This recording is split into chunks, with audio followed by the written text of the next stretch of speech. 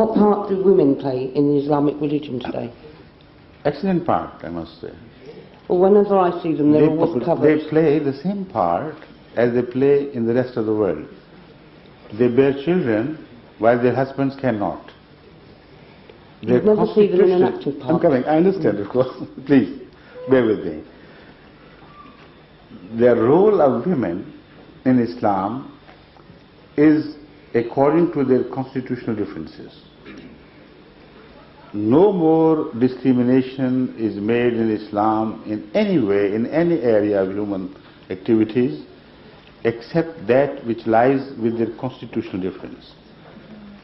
So, segregation of sexes, as you must have noticed, is a way of protecting the society and protecting the family life against the permissive society, which ultimately is responsible for breaking of most homes.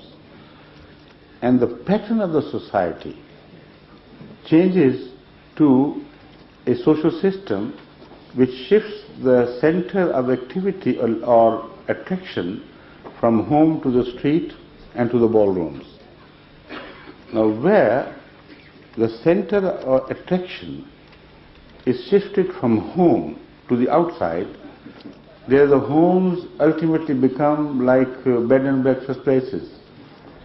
The people come and rest, and the children also come and deposit their things and go back to enjoy life elsewhere.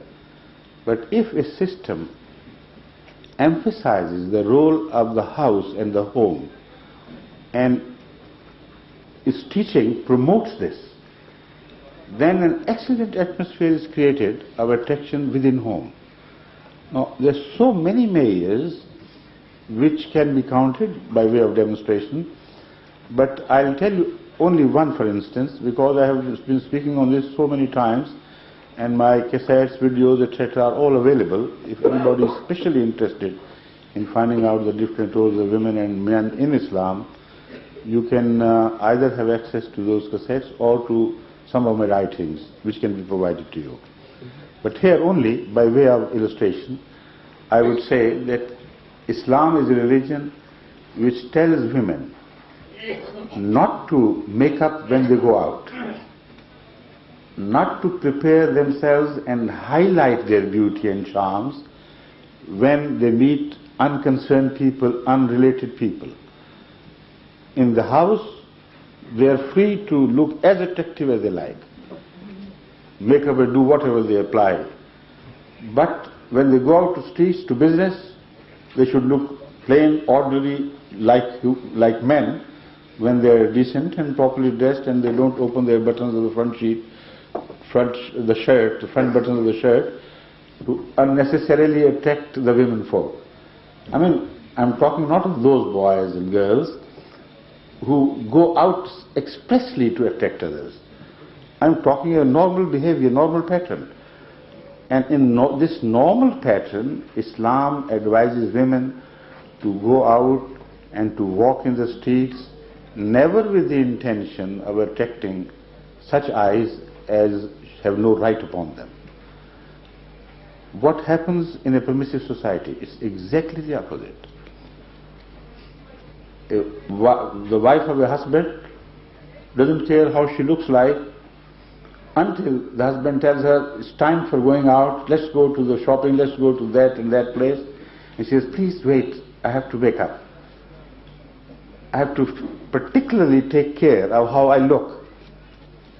And she takes some time. I mean, this is normal. I'm not talking of a woman who is bad in character. I'm talking of ordinary ladies. This goes with the human lady's character, the human character of females. So, when they are at home, they don't care how they look. While the people who are related to their charms and beauty live in home, have access to their homes. When they go out, they take special care to be attractive. And when they present themselves as very attractive, sometimes partially dressed, all the passions of men are aroused in the society and worked up. and then they return home with dreams of having access to such beautiful things as they saw in the market, in the street, here and there, and even in the church. The result is that man's mind becomes a one-track mind of sensual pursuits. Now, this is not the only factor which creates this. I just told you, by way of illustration, I'll quote one measure only of the Holy Quran, which wants to create a society which is not centered on sensual pursuits. There are other players which can be had from other wide angles of relationship between man and woman and man and man. There are other relatives, brother and sister, father and daughter, uncles, etc. A larger family unit. Now, if you read Islamic teaching in depth, you will be surprised to find how much stress is laid on building these multifarious relationships of man in all directions, so a person can draw happiness and satisfaction not only from the relationship of husband and wife, but from the social unit of the home as a whole.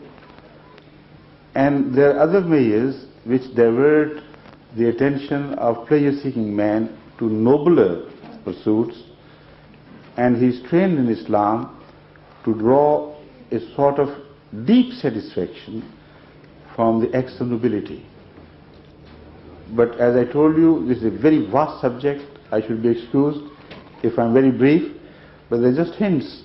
But as I promised you, if you want to pursue this subject further for the sake of investigation, then inshallah we will be able to provide you with the relevant material. Thank you. Thank you.